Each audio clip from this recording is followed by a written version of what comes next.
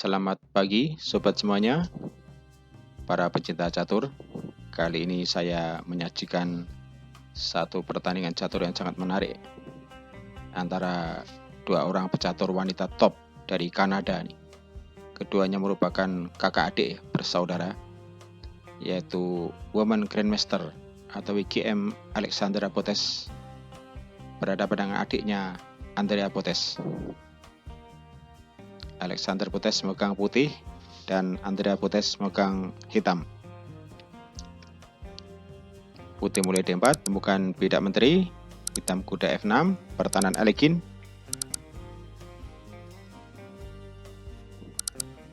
Langkah Piaceto, hitam.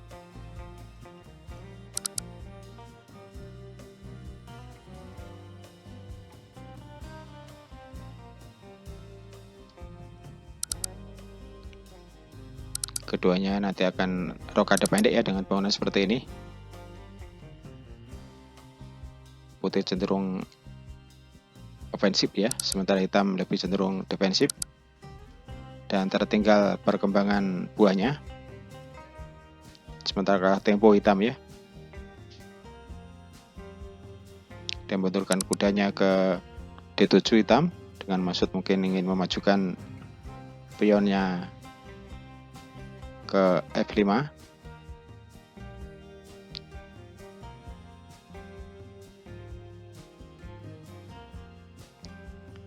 Putih gajah ke E2 ya, persiapan rokade pendek. Tawarkan pertukaran pion hitam. Dan terjadi pertukaran pion di peta E5.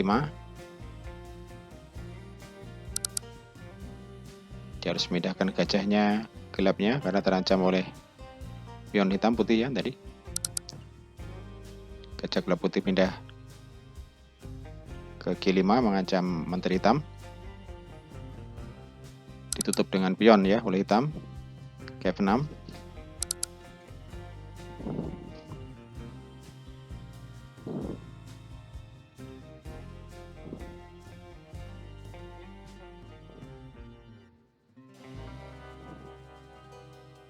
Hitam tadi majukan pionnya ya ke A6 ya untuk mencegah kuda putih maju ke B5.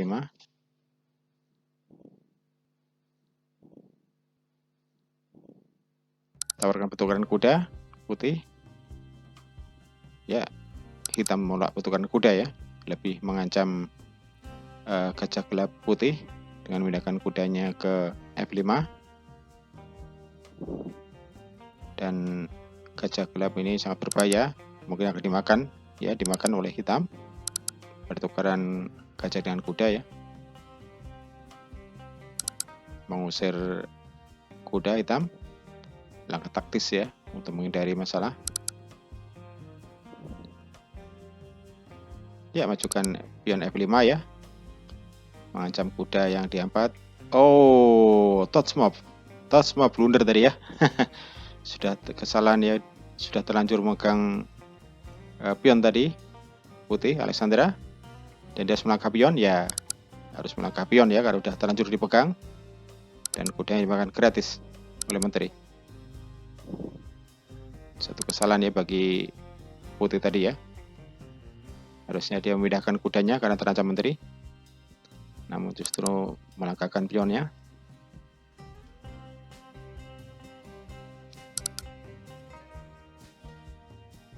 Sementara putih tertinggal satu perwira ya, karena kuda dimakan gratis tadi.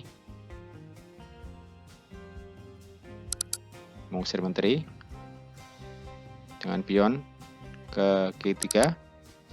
Menteri kabur ke G5, tetap dikejar dengan pion ke H4.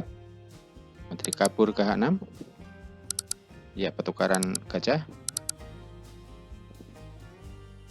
Ajak pertukaran lagi. Satu langkah yang aneh dari putih ya, dia kalah perwira tapi malah cenderung menawarkan pertukaran.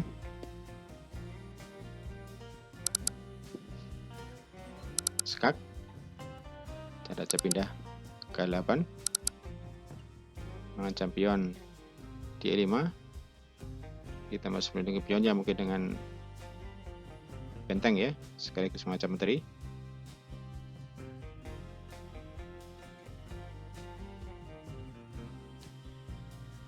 karena posisi menteri hitam juga tidak menguntungkan, tidak bisa melindungi pion yang terancam. Ya, betul, dengan benteng itu satu-satunya cara untuk melindungi pion.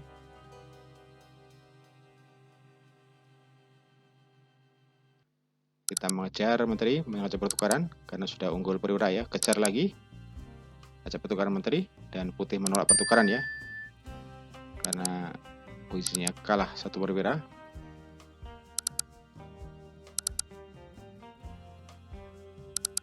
Mengancam pion hitam dengan benteng ya, putih. Hitam paralel benteng, bersiap mengadu pionnya. Ya, adu pion. Menyederhanakan perwira ya dengan pertukaran benteng.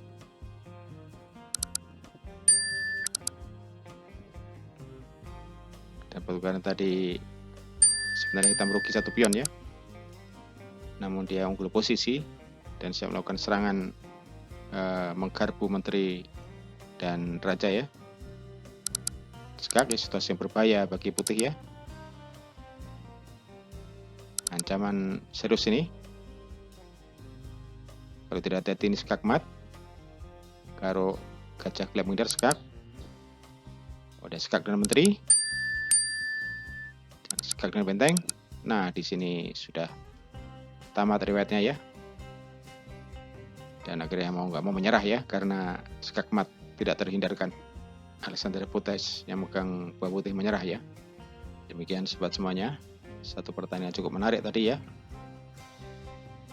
Sebelum saya akhiri, saya akan ulas secara singkat kunci dari kemenangan Andrea Putes yang memegang buah hitam tadi, tepatnya di langkah ke-16, yaitu ketika dia majukan pionnya